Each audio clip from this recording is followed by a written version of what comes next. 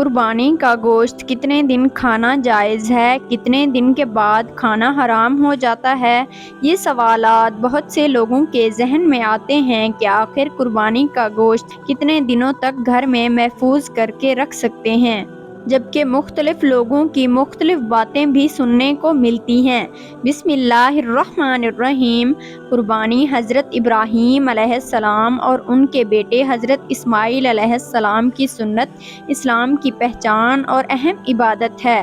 قربانی ہر صاحب استطاعت مسلمان پر واجب اور ضروری ہے، لیکن اس اہم عبادت کے بہت سے مسائل اور احکام ہیں۔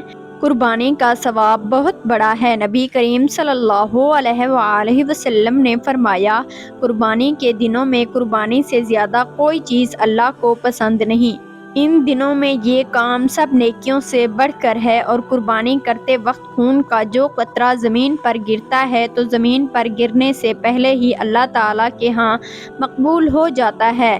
مشکوت شریف میں اللہ تعالیٰ کے پیارے نبی حضرت محمد صلی اللہ علیہ وآلہ وسلم کا فرمان ہے، قربانی کے جانور کے بدن پر جتنے بال ہوتے ہیں، ہر بال کے بدلے ایک ایک نیکی لکھی جاتی ہے۔ آپ صلی اللہ علیہ وآلہ وسلم کا ایک اور جگہ پر ارشاد ہے، قربانی تمہارے باپ ابراہیم کی سنت ہے۔ صحابی نے پوچھا کہ ہمارے لیے اس میں کیا ثواب ہے؟ آپ صلی اللہ علیہ وآلہ وسلم نے فرمایا، ایک بال کے عوض ایک نیکی ہے، اور اون کے متعلق فرمایا کہ اس کے ایک بال کے عوض بھی ایک نیکی ہے۔ اس کے علاوہ نبی نے ہجرت کرنے کے بعد ہمیشہ قربانی کی اور نہ کرنے پر سخت وعید بیان فرمائی ہے۔ چنانچہ نبی کریم صلی اللہ علیہ وآلہ وسلم کا فرمان ہے کہ جو شخص قربانی نہ کرے وہ ہماری عیدگاہ کی جانب بھی نہ آئے۔ قربانی کے واجب ہونے کی 3 شرائط ہیں: مسلمان ہونا، مقیم ہونا، اور اتنا نصاب کا مالک ہونا جس کی وجہ سے قربانی کا وجود لازم ہو جائے، یعنی اس کے پاس رہائشی مکان، کھانے پینے کا سامان، استعمال کے کپڑوں اور روزانہ دیگر چیزوں کے استعمال کے علاوہ 52.5 تولے چاندی کے مقابلے میں نقد روپیہ مال، تجارت یا دیگر سامان ہو تو اس پر قربانی واجب ہوگی۔ اس پر سال کا گزرنا ضروری نہیں ہے، اور قربانی کا رکن اس جانور کا ذبح کرنا جس کا اختیار شریعت سے ثابت ہو۔ وہ عورت جس کے پاس 1 یا 2 تولے سونا اور چاندی یا نقد روپیہ وغیرہ ہو تو اس پر بھی قربانی واجب ہوگی۔ قربانی کی عبادت صرف 3 دن یعنی ذی الحج کی 10ویں، 11ویں اور 12ویں تاریخ کے ساتھ خاص کیا گیا ہے، البتہ پہلے دن قربانی کرنا زیادہ افضل ہے۔ قربانی کرتے وقت زبان سے نیت کا کرنا ضروری نہیں ہے، صرف دل ہی میں قربانی کی نیت کر لینا کافی ہے، البتہ زبان سے کہہ لینا بہتر ہے۔ اور جانور کو قبلہ رخ لٹانے کے بعد ذبح کرنے سے پہلے مسنون دعا پڑھیں۔ قربانی کا جانور ذبح کرنے کا مقصد صرف اور صرف اللہ کی رضا ہو اور عبادت کے خیال سے ذبح کرے، گوشت کھانے یا لوگوں کو دکھانے کی غرض سے ذبح نہ کرے۔ قربانی کو اپنے ہاتھ سے ذبح کرنا زیادہ افضل ہے۔ اگر خود ذبح نہ کرنا جانتا ہو تو کسی اور سے ذبح کرا لے، لیکن ذبح کے وقت جانور کے سامنے کھڑا رہے اور بسم اللہ، اللہ اکبر کی تلقین کرتا رہے تاکہ ذبح کرنے والا غلطی نہ کرے۔ جانور کو قبلہ رخ لٹا کر ذبح کرنے والا خود بھی قبلہ رخ ہو کر مسنون دعا پڑھ لے، پھر اللہ کا نام لے کر شرعی طریقے سے مسنون حلقوم یعنی سانس کی نالی اور خون کی رگیں کاٹ دے، لیکن اس بات کا خیال کرے کہ گردن کو پورا کاٹ کر الگ نہ کرے اور نہ ہی حرام مغز تک کاٹا جائے، بلکہ سانس کی نالی اور اس کے اطراف کی 2 رگیں کاٹ دے۔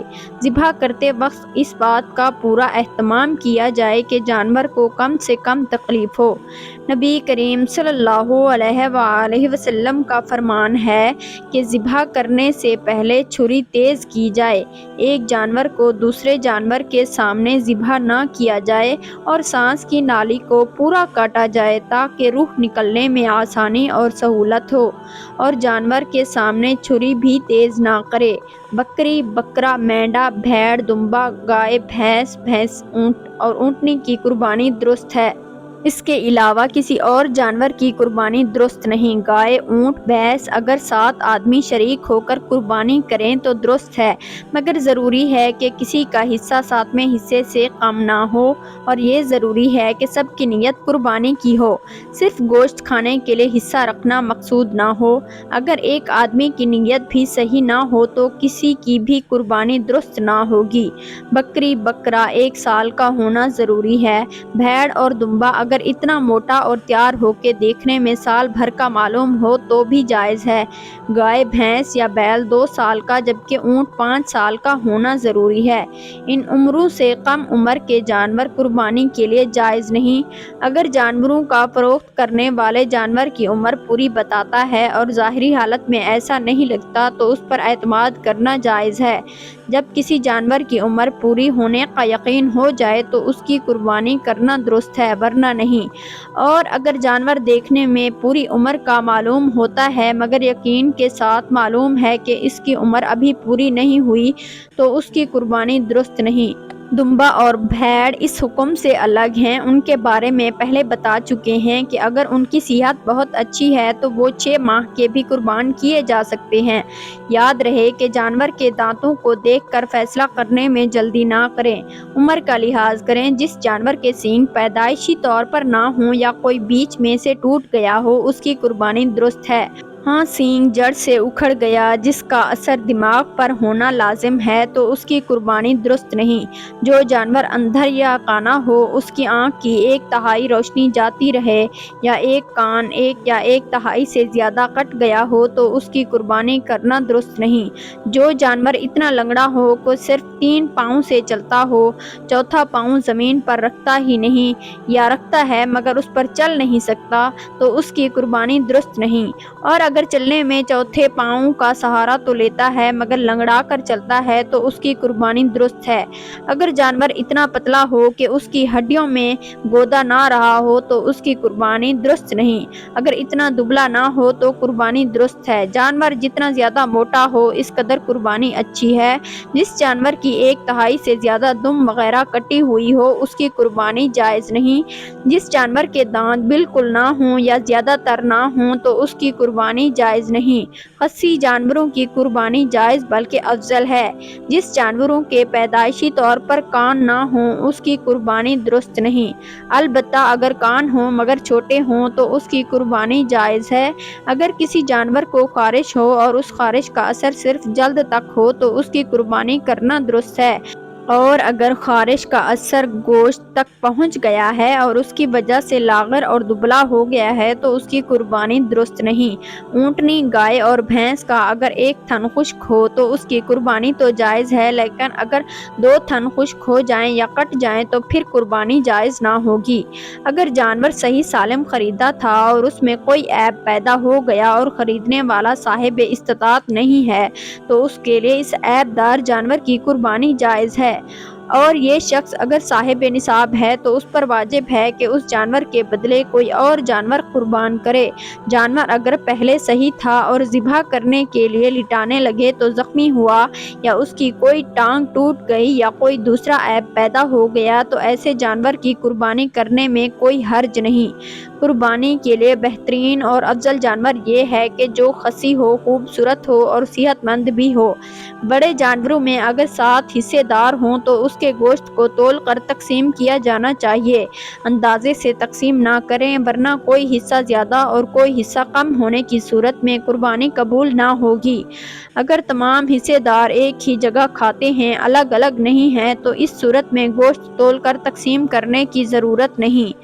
اگر ایک جانور میں کئی آدمی شریک ہیں اور گوشت کو آپس میں تقسیم نہیں کرتے بلکہ اکٹھے ہی فقراء اور احباب میں تقسیم کرتے ہیں یا کھانا پکا کر کھلانا چاہتے ہیں تو بھی جائز ہے۔ اگر تقسیم کریں تو اس میں برابری ضروری ہوگی۔ بہتر یہ ہے کہ قربانی کے گوشت کے 3 حصے کیے جائیں، ایک حصہ اپنے اہل و عیال کے لیے، ایک حصہ اپنے عزیز و اقارب کے لیے اور ایک حصہ فقراء اور مساکین میں تقسیم کرے، اور جس کا اہل و عیال زیادہ ہو تو وہ گوشت خود بھی رکھ سکتا ہے۔ لیکن گوشت بانٹنے کا اچھا طریقہ یہ ہے کہ اپنے خرچ کے مطابق نکال کر باقی عزیز و اقارب اور فقراء میں تقسیم کیا جائے، اور ان لوگوں کا خیال خاص طور پر رکھنا چاہیے جو وسعت اور استطاعت نہ ہونے کی وجہ سے قربانی نہیں کر سکے، اور یہ جو آج کل ادلا بدلی ہوتی ہے کہ یہاں سے گوشت ہمارے ہاں آیا، اس کے ہاں ہم بھی بھجوا دیں گے ورنہ نہیں دیں گے۔ غریبوں اور حاجت مندوں پر نظر نہیں ہوتی، جن کی قربانی ہوتی بھی ہے ان کے ہاں بھی گوشت بھجوایا جاتا ہے، تو یہ بالکل خلاف عقل ہے۔ مردے کی طرف سے قربانی کرنا جائز اور افضل ہے، لیکن اگر کسی مرنے والے نے قربانی کی تلقین کی ہو تو ایسی صورت میں تمام گوشت صدقہ کرنا جائز ہے۔ قربانی کا گوشت کتنے دن تک گھر میں رکھنا اور اس کا کھانا جائز ہے؟ قربانی کا گوشت کتنے دن کے بعد کھانا حرام ہے؟ یہ سوال بہت سارے مسلمانوں کے ذہن میں آتا ہے، کیونکہ اس حوالے سے بہت سے لوگوں کے بہت سے مختلف نظریات سننے کو ملتے ہیں۔ بعض لوگ کہتے ہیں کہ قربانی کا گوشت 3 دن سے زیادہ 3 دن تک نہیں رکھنا چاہیے، کیونکہ 3 دن کے بعد اس گوشت کا کھانا حرام ہے۔ کچھ لوگوں کا کہنا ہے کہ قربانی کا گوشت اسی مہینے میں یعنی ذی الحج کے مہینے میں ہی ختم کر دینا چاہیے اور اس کے بعد اس گوشت کا کھانا حرام ہے۔ بعض لوگ کہتے ہیں کہ محرم کے مہینے میں قربانی کا گوشت نہیں کھانا چاہیے، جبکہ اس ویڈیو میں ہم احادیث مبارکہ کی روشنی میں یہ جانیں گے کہ قربانی کے گوشت کو ہم کتنے دن تک گھروں میں رکھ سکتے ہیں اور استعمال کر سکتے ہیں، لہٰذا یہ معلومات حاصل کرنے کے لیے اس ویڈیو کو آخر تک ضرور دیکھیے۔ اللہ تعالیٰ نے اپنے فضل و کرم سے ہمیں جو نعمتیں عطا فرمائی ہیں ان میں سے ایک بڑی نعمت حلال گوشت بھی ہے۔ گوشت ایک ایسی نعمت ہے جو جنت میں بھی دستیاب ہوگی، چنانچہ اہل جنت کے بارے میں فرمان باری تعالیٰ ہے کہ ہم نے ان کی مدد فرمائی میوے اور گوشت سے جو چاہیں۔ ترجمہ کنز ایمان۔ جان لیجیے کہ سرکار مدینہ صلی اللہ علیہ وآلہ وسلم کا پسندیدہ کھانا گوشت تھا۔ آپ صلی اللہ علیہ وآلہ وسلم نے مرغی کا گوشت بھی تناول فرمایا۔ گوشت دنیا و آخرت والوں کے کھانوں کا سردار ہے۔ جان لیجیے کہ مرغی اور مچھلی کے گوشت کو وائٹ میٹ، جبکہ جو پائیوں یعنی 4 پائیوں والے جانوروں کے گوشت کو ریڈ میٹ کہا جاتا ہے۔ گوشت میں iron, protein, vitamin B complex وغیرہ اجزاء شامل ہوتے ہیں جو جسم انسان کے لیے مفید ہیں، لیکن اس کا حد سے زیادہ کھانا نقصان دہ بھی ثابت ہو سکتا ہے۔ وائٹ میٹ کی نسبت ریڈ میٹ میں چکناہٹ اور پروٹین کی مقدار زیادہ ہوتی ہے۔ ایک طبی تحقیق کے مطابق ریڈ میٹ کا ضرورت سے زیادہ کھانا کینسر، دل کے امراض، ذیابیطس، شوگر اور معدے کے امراض کا سبب بن سکتا ہے۔ نیز جو لوگ پہلے ہی ان امراض کا شکار ہوں ان کی تکلیف میں اضافہ ہو سکتا ہے۔ گوشت زیادہ کھانے سے معدے میں تکلیف، ڈائریا وغیرہ یا قبض وغیرہ کے مسائل بھی لاحق ہو سکتے ہیں۔ ایک جدید تحقیق کے مطابق گوشت خوری کی کثرت نسیان یعنی بھولنے کی بیماری کا سبب بھی بن سکتی ہے۔ جس کا کولیسٹرول یا یورک ایسڈ بڑھا ہوا ہو وہ گوشت نہ کھائے۔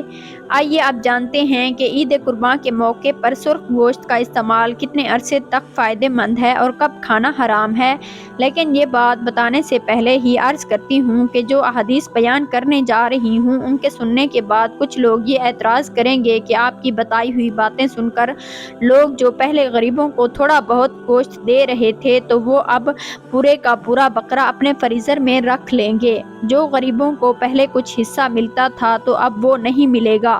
جان لیجیے کہ قربانی کے گوشت کے سلسلے میں محتسب عمل یہ ہے کہ اس کے 3 حصے کیے جائیں، ایک حصہ غریبوں میں بانٹ دیا جائے، ایک حصہ رشتہ داروں میں تقسیم کیا جائے اور ایک حصہ اپنے پاس رکھیں۔ اور یہ عمل مستحب ہے یعنی پسندیدہ اور بہترین عمل ہے تاکہ وہ لوگ جو قربانی کی استطاعت نہیں رکھتے ان کو بھی کھانے کے لیے گوشت مل سکے۔ تو اس طریقے پر عمل کرتے ہوئے آپ نے جو ایک حصہ اپنے کھانے کے لیے رکھا ہے تو اس کو کتنے عرصے تک استعمال کیا جا سکتا ہے، اس حوالے سے 2 احادیث بیان کی جا رہی ہیں۔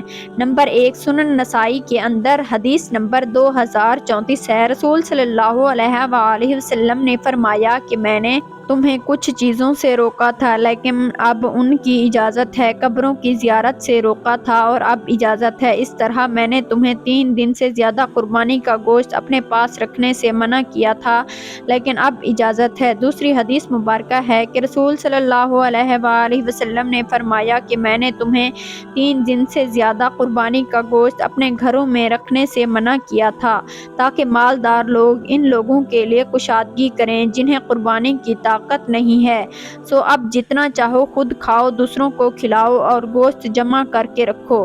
ناظرین کرام، یہ 2 احادیث جو کہ صحیح احادیث ہیں، تو ان سے معلوم ہوتا ہے کہ قربانی کے گوشت کو جب تک چاہیں رکھ سکتے ہیں۔ اس کو سکھا کر رکھیں، سٹور کریں، فریز کریں اور جب تک چاہیں اس کو استعمال کر سکتے ہیں، لہٰذا اس میں کوئی حد بندی نہیں ہے کہ 3 دنوں میں ہی ختم کرنا ہے یا 1 مہینے کے اندر اندر ختم کرنا ہے یا 1 سال یا 6 مہینے میں ختم کرنا ہے، لہٰذا جب تک آپ چاہیں اس کو استعمال میں لا سکتے ہیں اور اس سلسلے میں اسلامی تعلیمات کے اندر کوئی بھی پابندی نہیں ہے۔ عبداللہ بن واقد سے روایت ہے کہ رسول صلی اللہ علیہ وآلہ وسلم نے 3 دنوں کے بعد قربانی کا گوشت کھانے سے منع فرمایا ہے۔